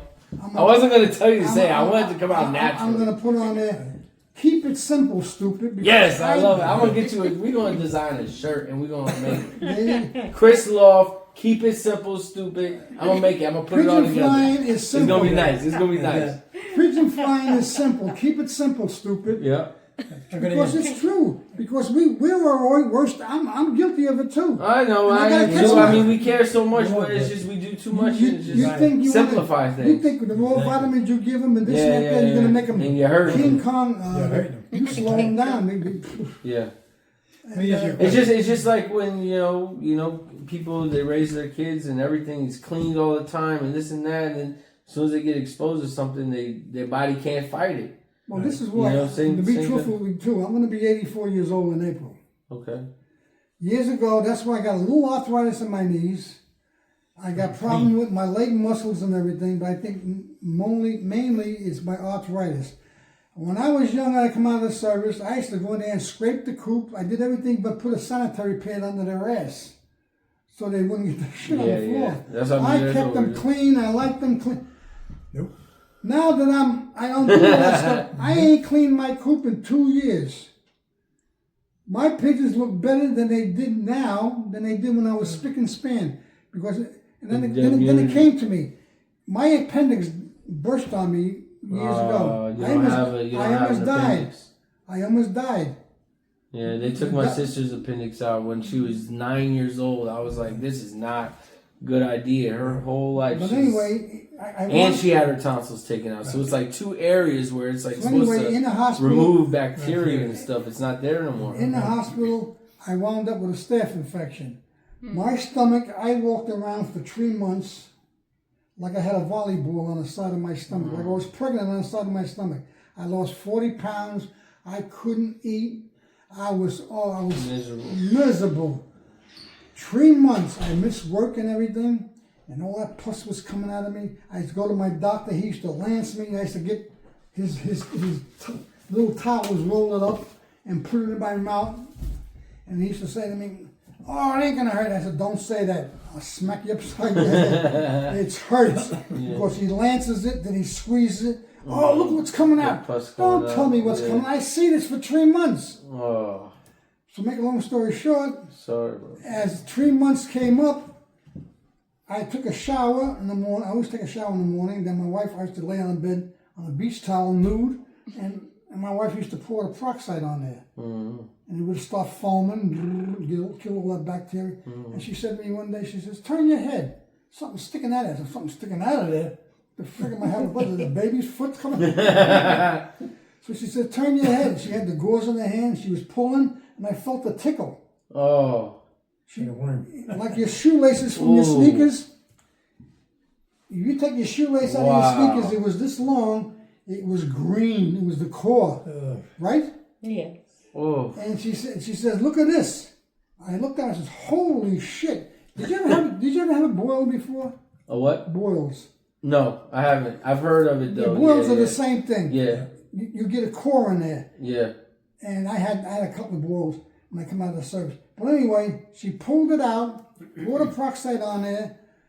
It seemed like a light switch went off from me being miserable for 3 months.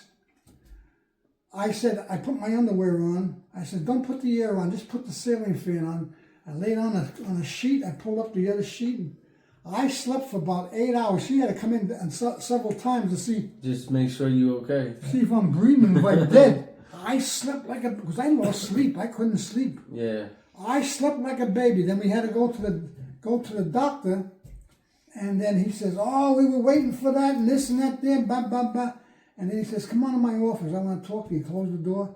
He says, "You know, we almost." And I chased her out of the hospital. I says, "I'm gonna die tonight," and I was in the hospital. I said, because I'm kissing death in the face. I wound up with a fever, burning up, and when I laid in a dark room, and when you lay there and you look up at the ceiling and it's pitch black, but you see a light in your eyes, that's the sign when you see that little light. It's like you go in a dentist's office, they put that light in your mouth when they start doing the work. And I was sweating. I said, and I prayed. I said, "Jesus, if you take me," I felt calm. I felt as if I had no pain, but I was soaking wet. They threw blankets on me. They gave me 2 Tylenol, and I asked for a big glass of orange juice. And I laid there and I fell asleep, and I said, Jesus, if that's where I'm going to go, take me. And I woke up in the morning, the fever broke. The covers was wet like somebody hosed me down with a garden hose for 3 days. Even the nurse coming in, my God, did you sweat, Lawrence? How you feeling? I said, I feel good. It broke. But he called us in the office and said, in front of my wife, he says, we almost lost you. I said, I know it. She knows it too. And then he comes in, and when I talked to him the next time, he had a clipboard. My doctor, he was a young guy. He dressed sharp. I didn't mind the way he dressed. And he had a nice office. I think he had a Chrysler, brand new Chrysler, classy car. And he's sitting there with the thing. He says, I'm jealous of you. You're jealous of me? I almost died, you friggin'. He says, no, I'm jealous of you. He says, when we knew that you were on your outs, we tested your blood for a certain DNA. I said, what are you talking about? You're talking Chinese to me now. He said, no, we look for certain things when people are on their way out. We know they're gonna pass in a day or two. I knew it. All the other doctors knew it, but we wouldn't tell you. He says, you survived it. He says, I'm letting you know, you got a DNA in there. You're gonna live to a big old age. And here I am. I'm pushing 84. He's right. Wow. I'm telling you, the shit I went through and what I So do you think it's true with the pigeons with the DNA? You think I can like take my feathers off of my birds and send it and see I'll who's tell you good one and bad? thing, some birds live longer than others. I had seen, What's the longest you ever had your pigeon live? not me. You. Me? Your longest bird. 12, 13 years. Yeah, 12, 13? Me too, that's what I And 13. what you call it? I know guys that had pigeons had these old strains like the Sion strains. They were all tough pigeons. These old type strains, 17, 20 years. Yeah, 20 And years. you look at them, I've heard. when they look at him and they say, this guy's 20 years old. And I say, that way I'm pulling the leg out to see if he's telling me a lie. Yeah, you're right. The fuck is 20 years old. Got a big crust on him. They walk good. And so he's still fertile eggs. Wow. But I had him 13 years. All the pigeons I had that won for me, over the years, they passed away. You wanna go to the garage? Yeah, let's go to the vault. Let's go to the vault. Let's go look at the plaques on the Well, wall. do me one favor. Magnetite? Just take these other trees Huh? and put them in the You ever crate. use magnetite? Magnetite? Never heard of it? No. All right, I'll tell you what that does. That gives them home ability. It's a black powder. Is that a mineral? No, it's It is a kind of a mineral. right. It's a mineral. It's called magnetite. Magnetite. So in other words, Magnetite. yeah, and you put that in the grip. So if you took a magnet, you put it underneath that stuff, you would see it pull to the magnet because there's metals in it. There's Magnetite. You can look it up online. They get them. They Magnetite. store that up in their brain for their home. Oh, we got some more birds. Yeah, Hold put on, this in hold your on. crate. Here, hold this 1 second. Oh, This I like one- cool. this I like this splash. This one's a present. I'm sorry. I know, but I'm just a sucker, man. I'm a sucker. This one's a present. Woo! A handful, right? Wow, this is so beautiful. Yep. What you got to do? I love the white flies. I love splashes. I love this bird. There's a snake. Now this one here. Just a bird. This is my pure present to you. Stock these birds. I mean, you For can't. this year and then next year breed them, right? The 2027, you can breed these pigeons. Okay, yeah, that's Now- what you told me. These are out of my very best. These two. These two right here. This young. And are they nest? They're not. They're nest. They're nest. So this brother, one- sister, or what? No, this guy ain't involved. He's by himself. What do you mean? This guy, he's not related to these. Oh, okay. He's on his own. So you pick out a nice hen from him. You got, but these two, 2027, these brother and sister, don't mate them up. You Hold on. So you got this one and like you got this one plus another one? I'm giving you, I'm taking care of you. I'm giving you birds with. Get rid of all your shit. Well, he said he was gonna. He told me he was gonna give me. I thought these was the two gifts. Yeah. Oh my goodness! I picked Yes. them out for you. Hey, look, that hen that I just got. I don't know. I'll see. I know. I gotta talk. We're not gonna talk about. Come on, here. Put him in the crate. Grab this young guy. And then who is this? This is a baby. This is out of my very good stuff. And these are from Minville. No, these are from. The Minville ones. Nope, this is one of my long distance trains from this guy Jack Chase. He wins. Jack Chase. Chase.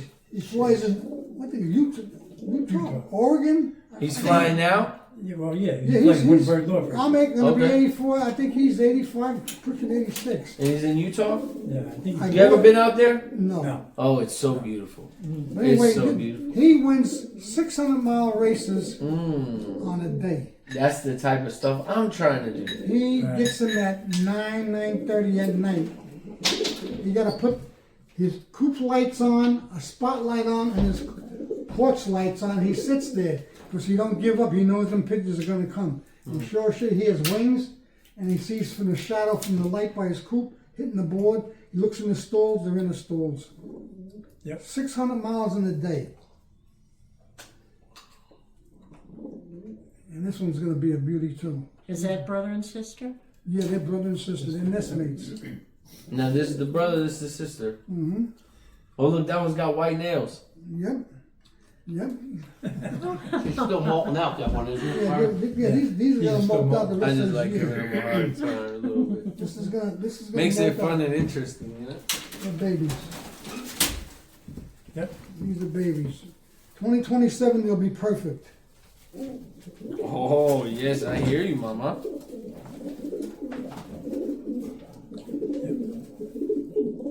Pretty. Very pretty. Let me show you something before we go into the garage. Okay. Them birds right there. This is the guy I bought him off. He sold a sister to what's in his pedigree as these birds to a guy Cordova Loft. Cordova Loft. He bought 2 pigeons off him.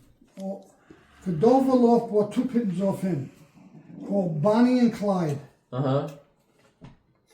Look at Bonnie and Clyde. Dropped together at 600 miles, winning first place on the day. Mm-hmm. Brother and sister. Right, here's Bonnie, the blue, brother and sister. Now, when I bought young ones off them, let's see, here it is. There's Bonnie. Flown 1 to 600 miles, full sister to 438. Bonnie, that's her. 2 first at the 600 on a day, 2nd and 4th combine. Bred many good birds with 927 above. And this is the hen. I call her my golden hen, 3510. This good hen here, she flew 1 to the 600. She is the daughter to this cock, is a 2-time 600-mile winner. First place Triple Crown, 2015. Best average speed, 4, 5, and 600-mile races in the combine. Great producer. Daughter won first combine at the 170 miles and 250 miles in 2021. Always made it to him down below. The father is number 13 blue checker. He's dead now, but I got the babies out of him. 13 is by number 1 foundation C.L. Malucci cock. Sire, grandsire, great-grandsire, and grandsire to 3 Triple Crown winners he bred. And the mate he was mated up on was from 256 and 208, Norman. That's where Tony Malucci got his good birds from. They were imports, 87, 204, 295. All super breeding hens. And it says here on the bottom here, this pair is one of my best consistent producers. I have 4 on my race team that are winning races like a son of a gun. And if I told you what I pay for these pigeons, And you talking about the ones that you just gave me the pair that came from this one? Yeah, these are from these here, Bonnie and Clyde. What I pay for these pigeons, and this guy here, and then I questioned him. I says, his name is Jack Chase. He's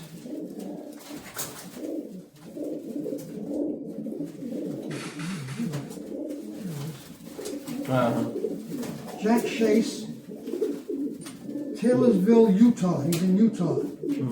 And so I said to him, I said, Jack, because I bought a pair off him. And I said, I want a pair.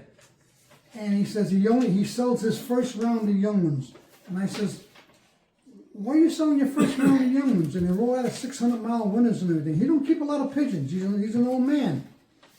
And he says to me, I raised the first round of young ones and I put them out there for sale. The money I make with them, being that he's retiring, he probably got a small retirement.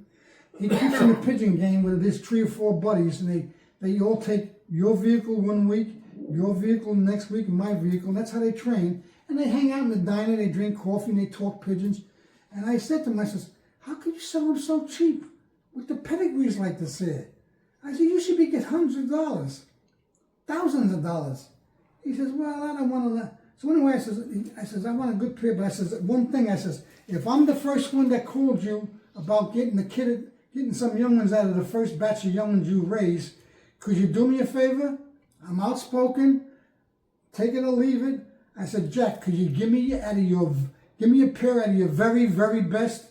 He says, you got it. I'll keep that in mind. You're the first one. You asked me that. And he did. And I'm plucking these friggin' pigeons. And on top of it, he sent me a cock with the pair. Then I call him up. I says, I owe you for these, Jack. He says, no, that's a present. You take them 2 cocks and you put it back on this here hen, and you'll keep that family of birds together. Now I got stock birds in there, and that's the ones I showed you before, Rob, the checker and the blue. Yes. Like friggin' dolls. But these are good pigeons. This is what you want, tough pigeons. You don't lose these kind of pigeons. And you need these kind of pigeons for when you get to the distance, they don't buckle. They'll take that stamina on the wing for hours and hours. It's like the bird that won the Anarilla in Staten Island. It was a Catrice strain. They fly from sun up to sundown to a brick wall. I mean it. And it's so nice to have pigeons like that because you just don't lose them. So anyway, when I seen this here article in the Digest, I ripped it out. And I seen that Bonnie, that's my pigeon. I said, it's the same bird he got. So I called him up and I said to him, his name is John Cordova. I said, I'm interested in getting a hen from that bloodline. Thank you. He said, well, I win the short races too with them, this and that. I said, I understand that. I read this here. I said, do me a favor. How much do you want for a hen? He says, well, I get, I said to myself, give me the price, will you? Finally, I said to him, I said, before I hang up, what do you want for a hen? He says to me, well, I get $1,400, but being that, I'm getting a lot of calls for them, and I ain't got too many because I'm selling them, and I got to get a little bit more money. I got to get $1,600. Click. I said to myself, I bought them for $150 a pigeon, $300 a pair from this guy. And then when I called him back up, I said, Jack, could you please sell me another pair? He says, Chris, I'm not selling no more. No, for the simple reason is he did wrong by selling the first round. The breeders were getting old. They were 06s, and he says, I got to breed some from stock myself and replenish my stock birds. He let them go too far, and he thinned out his He says, I got to bring the bloodline back in again. He says, I would love to. So I said to him, well, how about a year or so down the road? He says, well, God forgiven, if I live that long. I said, well, me too. I says, I'd like to buy another pair off you. So he says to me, get back to me in that time, and then we'll talk. So, we'll see. Now, Let's go. Let's go. I was going to ask you one question. Yes, sir. With your club, how much you pay for your club? Your dues, all that stuff. And shipping the pigeon. I don't About know, how much? like $200 maybe, something like That's that. not bad. That's not bad at all. Yeah. So we were. But I also drive. I'm the driver, so they pay me, so I'm getting money back. You know what I mean? Right. But So it's work for you to do. Do you guys? yeah, I'm working. You know what I You mean? It's guys like a have a, part-time gig for me. You guys have like an auction race or anything like that? Yeah, we did a banded race, Yeah, banded and then race. we did a bond race too, where we allow people to come in. You can bring your birds from whatever Right. club and Right. And they fly. bring them. You auction at the thing, and We have an auction too. They did an auction, and that's how I met you. Is through the auction website, Yeah. iPigeon. You know. that's me. That was me. Well, yeah, you guys put all the stuff up, but it had the information, With him. and I saw the bird, and the bird just caught my eye, and that's the only person I called. I had like 20-some birds that I was looking at. I said, let me call him about this bird. Yeah, I got Nanchester's birds. Nanches. I got what else we got? I had some kind of Hoover's birds. Uh-huh. I have a whole shitload. How many birds you have total right now? Right now, about Way too many, too man. many. That's why I got them all on iPigeon. I sold most of them already. Oh, you did? Yeah. You guys did good on it? Yeah. Oh, yes. That's good. No, I'm not gonna go. I'm not Oh, you're not going out here? Okay. I already seen it. Yeah, I'm going. Yeah, I'm bringing it. I should take that. Yeah, you can. You want? Yeah, either way. Yeah, come on. Let's go check it out. Wow, look at this, guys. Look at this. He was not playing. Look at this. One day it's gonna be just like this over in Catlett, Virginia. We're gonna have some plaques up on the I wall. want you to get there. I want you to do this here, because if I can do it. So what's the best stuff right here? You only got a few things on the table. Well, You got your safflower seed. You like your safflower. I like the safflower. I like sunflower hearts. Okay, sunflower hearts, flaxseed, Flaxseed. Okay, both kinds. And rape. and rape. Okay, That's, so you, that's okay. for the feather. And here's my feed. This way to let you know get an idea what Yeah, well, this is my lentils feed. every once in a while. Yeah, I throw lentils in there. Yeah, I do the same thing every once. what in a I while. do is it's my- good fiber. No, it's got a lot of iron too in there. Oh, iron, yeah. What I do in my feed is I throw a pound of that, a bag of this here, pound of this here, Uh huh. and I mix it together. Yep. Always in all my feed, because I believe in, I like that extra seed that they can get. And this does how many birds? This container. I don't go by that. Oh, okay. You just this use that does for 8 birds. Okay, that's the can. That's Little tomato can. here's a tablespoon. Okay. So it's about probably eight or these- 10 of those. 8 of these go into here. Okay. So if I want to feed 11 birds or 12 birds, I put 8 and get 2 more scoops or 3 scoops. Everything is calculated. Everything is calculated. Every single time. Never anymore. When you do that, you keep healthy pigeons. They're fed right, and not only that, you just don't keep throwing feed. And then when you clean, you're throwing feed out that they didn't eat. You're wasting money. Yeah, mostly barley for me. They don't I like don't that use barley. barley. Barley is useless. They don't like eating that friggin' shit. I hate to use my French. They don't like eating it. Yeah. So what is this here? This is for your set of intake. Like if you get a bird that comes in before I you. had a pair of birds I wanted to breed out of early, and I put this concoction together, and I put a bowl there, and I got that light. It shines in here, almost a lot of hours, and they raise a pair in there. All right, tell me about these birds up on the wall. Let's talk about the birds on the wall. Let's talk about the Well, a lot of these birds, all these birds here are all winners. all winners. All these slash marks, all these little plaques and they're all winners. And do you have a favorite out of all these? One that is most memorable for you? Not really. That article I did. This is the article I saw. This is the one I saw online, right here. Oh, And sorry. this one they made in Bayonne, my town. I Okay. had 2 or 3 articles made up on for me. They came to me. Chris Loft. This bird. And the name for Chris Loft, I know, but let the people know. Why we name it Chris Loft? It takes after my daughter's name, Chris. It's for his daughter. And each one of these birds are winners. I had a lot of fun. I can tell you a lot about them. Which one won the most money?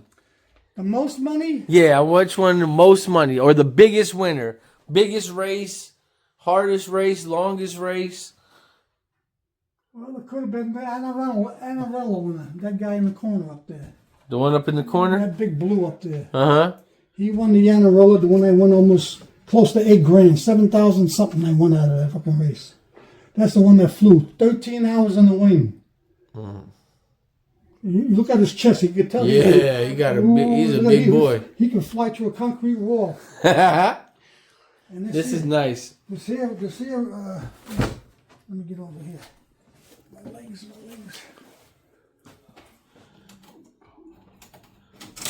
What do you want to get? That trophy?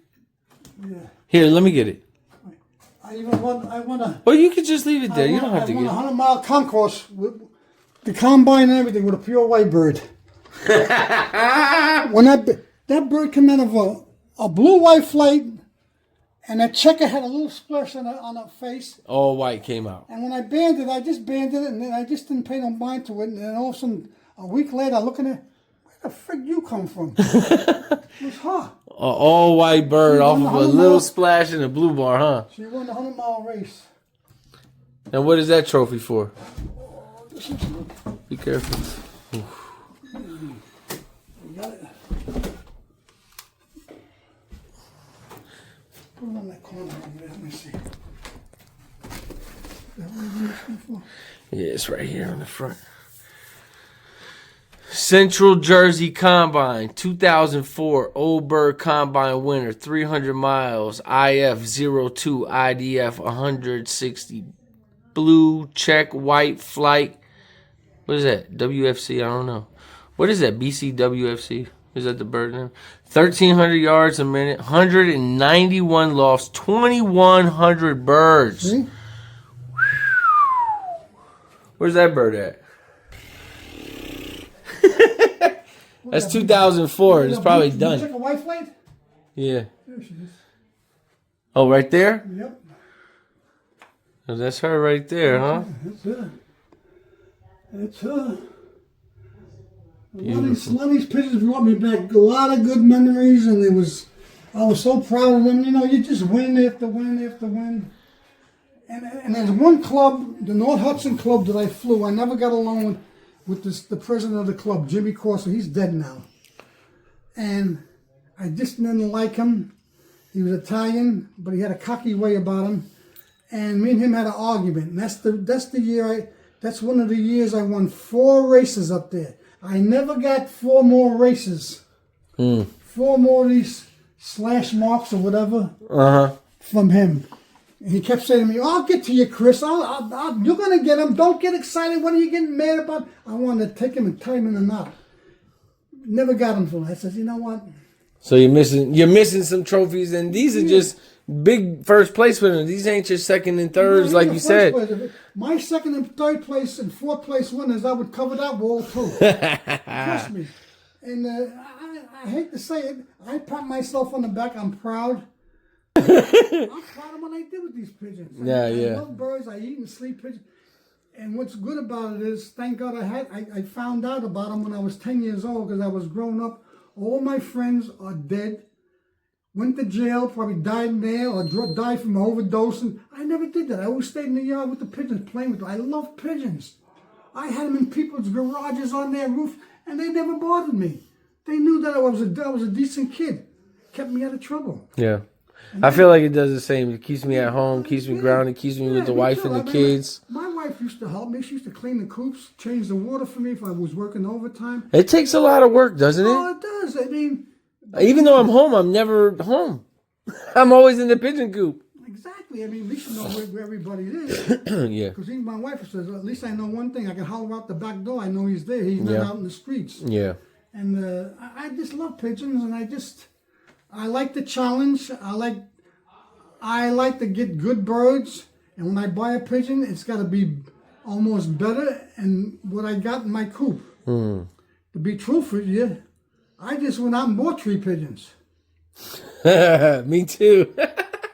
And I paid Well, no. I mean, I got 2. But $1,000 for these 3 pigeons. is that the one you talking about from? I'm going to show you the pedigree on this one blue I bought. It's called Phantom. F-A-N, that's the strain of the bird. F-A-N-T-O-O-M. Phantom. Because every time this guy goes in the coop, he calls that pigeon, my phantom, and he kisses the bird on the head. He bought the father to this pigeon I got in 2017. The first 2 eggs he laid with his hen hatched. They were 2 winners, 2 together. That pigeon, the father raised 5 winners. The brother to my pigeon raised 3 winners. And I bought that pigeon. I called him up and I says, I got to put out of that good hen from that long distance, 3510, I need something that, I need a little bit of rocket ship up the bird's rear end. A little bit of speed. Speed. Yeah. He says, no. He says, what I'm going to sell you is not rocket ship, it's a missile. He said he picked out this bird. Where do you see this blue? When I take you out to the coop, Okay. I'll show you. I don't want to grab it. I'll just pinpoint the word. Yeah. Beautiful blue.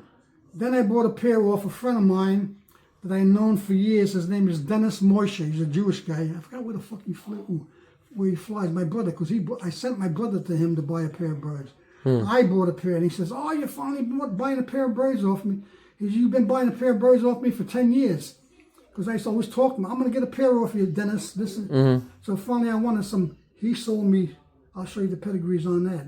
They're One Loft race materials. These pigeons that I bought off him, in 2018, they won the Hoosier race. Won $23,000 from the Hoosier race.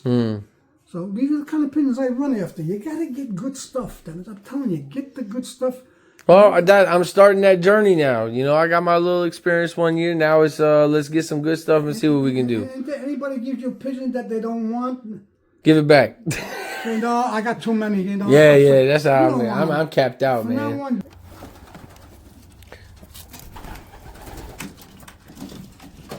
here's the girls. How they look. Beautiful. Oh, I like how it's cool under. There's that blue. See him over here in the next section over there? Uh-huh. That thing right there. That's Fantone Jr.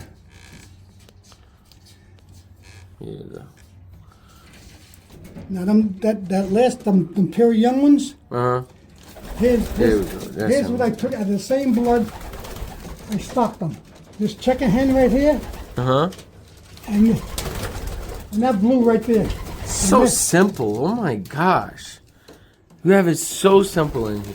It's that. A little shed, a screen in the middle, cocks and hens, that's it. That's it. And that's fuck. Here's the cock I just bought. See that blue cock right there? Uh-huh. Oh, he's a beauty. See him? The one with the green band? Or green? Yep, Yeah. yep. Yep. I like this splash right here. That splash. Yeah, that hen. That's get that blood from that Van Os Jansen. The cock. That's the father. That's the pair of Oh, the cock that you just gave me that you said? Yeah. With the splash? no. The first one, the older one. Oh, It's a nice okay. one. That's the father. Okay. See him? Looks like the father, and that's the mother. Huh. They throw out splashes and blues, and they throw. So how many birds you got total? Not too many. I got. Oh, you got an aviary outside.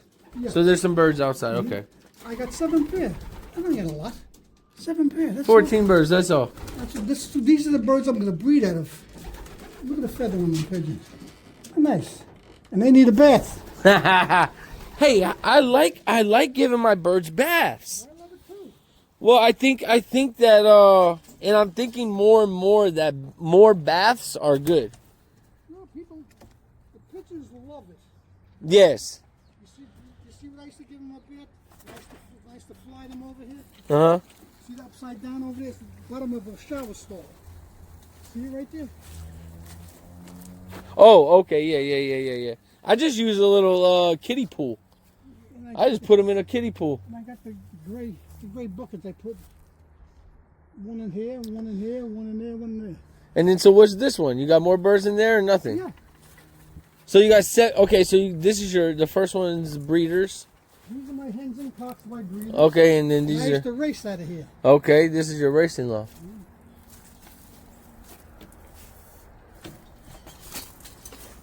Don't mind my concoctions. on Don't it. worry about it. It's the pigeon lifestyle, right? That's it. I like this. I like this right here. I'm an old man, you know. And then, so what is this in here? Who's in here? Now in here, So- that cock, the first cock that I held, you say you liked it? Uh-huh. There's the brothers and sisters. Oh no, this cock right here, Uh-huh. that's the father to the babies. Oh, okay. Look at that animal. Yeah, I love that. Is that called penciling on behind the eye right there? That white coming off the eye? They call it a tick eye. Tick eye. Okay, Yeah. tick eye. Now I love a tick on a bird. Now here, Tick my on an son eye. borrowed this hen. Can I borrow it? He borrowed this hen. He got 2 of them birds, 2 babies out of them in the Big Andes race. And here's all the birds I got back from the One Loft races. See the ones over here? So all the ones in the back have Yeah. been to One Loft Yeah, races. they just got back to me. You just got them. I got 3 back. From where? Which from races? Apple Cup. Okay. That's in the Washington State. Yep, with Rick Me and... Right, Rick Mee, he's a good guy. Yes, he And is. last year I got the Tar Heel Classic. Okay. So you got some birds from last year's Tar Heel Classic in Right, here and this year's right. Apple Cup. And that dark splash right there. Yep, the first one That's the one needed a split second to win the 200. in the Tar Heel Classic last Right. year. And then the blue splash next to it. Uh-huh. In the 150, I needed 6 seconds to win the fucking race. They probably win down in Virginia. I'm so you, I'm so they probably Virginia. I'm so close to winning, I can smell it. Yeah.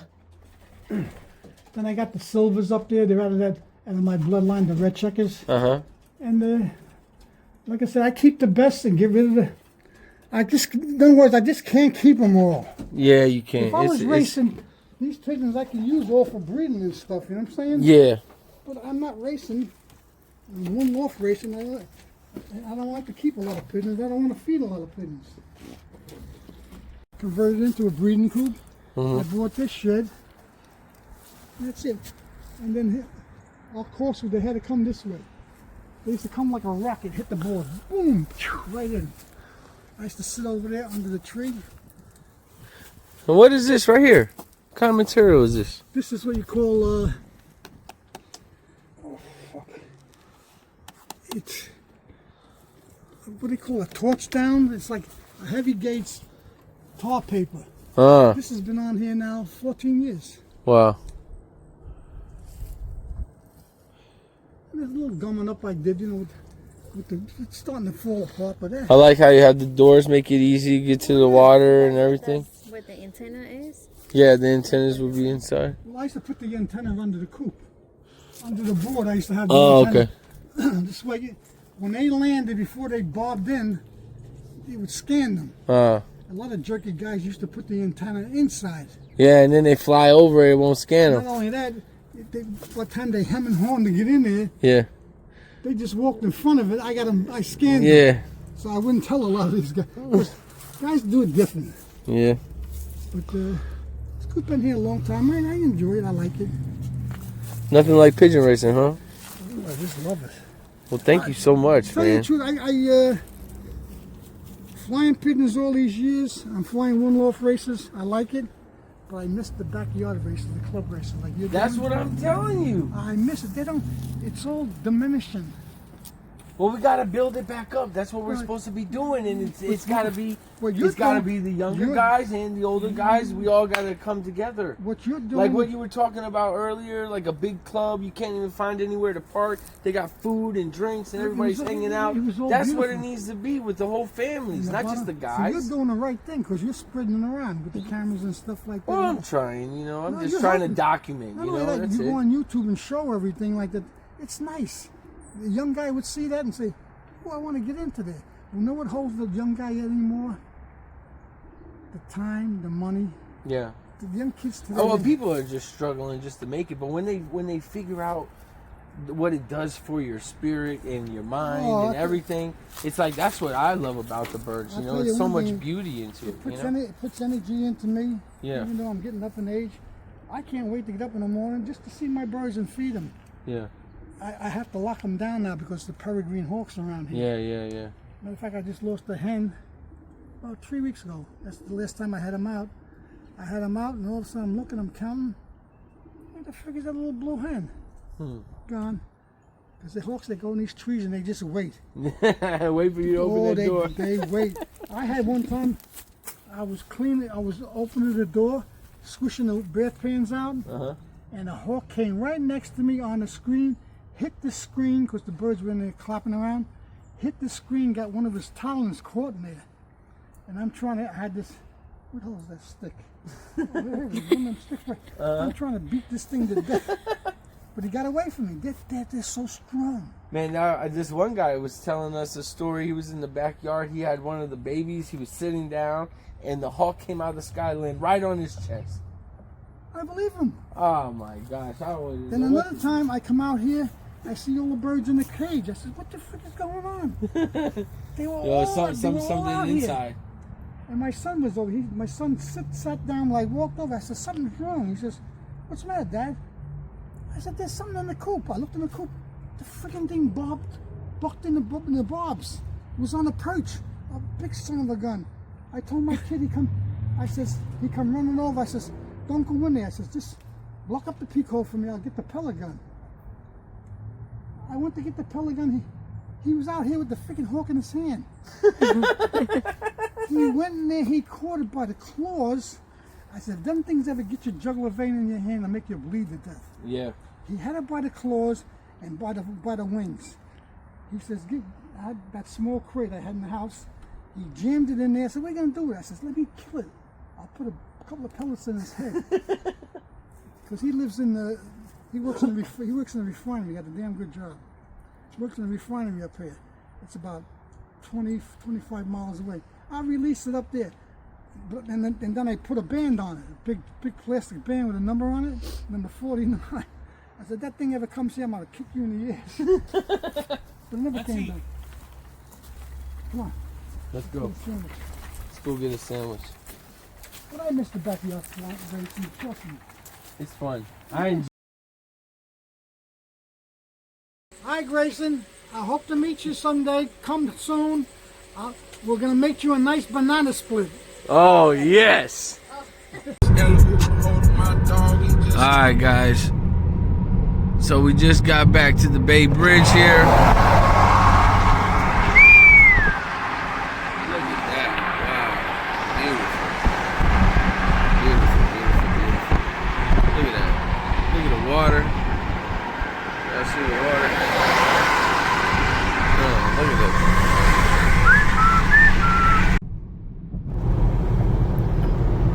We want to thank Mr. Bolger, his wife, his brother, his nephew for their time today.